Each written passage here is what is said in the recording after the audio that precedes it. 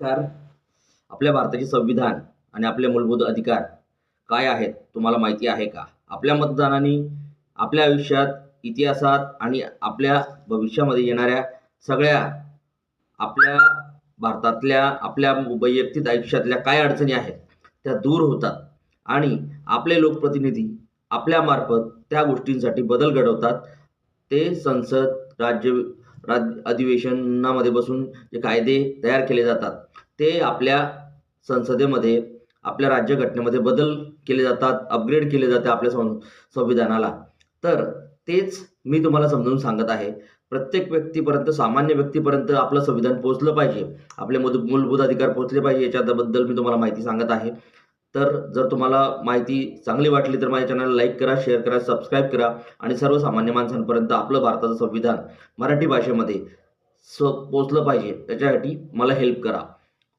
तर आपले मूलभूत अधिकार भाग 3 मध्ये अनुच्छेद 16 या अनुच्छेदातील किंवा अनुच्छेद 29 चा खंड यातील कोणत्याही गोष्टीमुळे नागरिकांच्या सामाजिक व शैक्षणिक दृष्ट्या मागासलेल्या कोणत्याही वर्गाच्या उन्नतीकरिता अथवा अनुसूचित जाती व अनुसूचित जनजाती यांच्याकरिता कोणत्याही गोष्टीमुळे नागरिकांच्या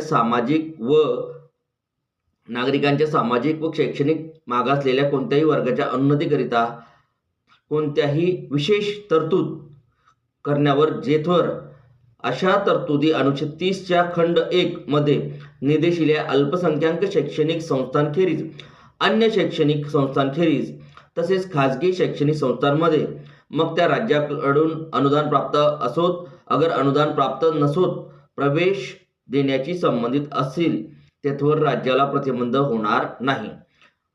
अनुच्छेद क्रमांक 2 क या अनुच्छेदातील कोणत्याही गोष्टीमुळे किंवा अनुच्छेद 19 खंड 1 उपखंड यातील कोणत्याही गोष्टीमुळे किंवा अनुच्छेद 29 चा खंड यातील कोणत्याही गोष्टीमुळे राज्याला पुढील तरतुदी करण्यास प्रतिबंध होणार नाही.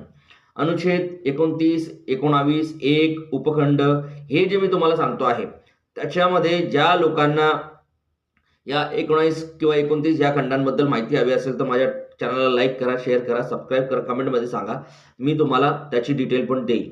खंड 4 आणि खंड 5 मध्ये उल्लेखनीय वर्गाशिवाय नागरिकांपैकी आर्थिकदृष्ट्या मागासलेल्या कोणत्याही वर्गाच्या उन्नतीकरिता विशेष तरतूद करणे आणि खंड 4 आणि खंड 5 मध्ये उल्लेखलेल्या वर्गाशिवाय नागरिकांपैकी आर्थिकदृष्ट्या मागासलेल्या कोणत्याही वर्गाच्या उन्नतीकरिता त्यांच्या शैक्षणिक संस्थांमधील प्रवेशाच्या संबंधाने राज्याद्वारे अनुदानित किंवा विना अनुदानित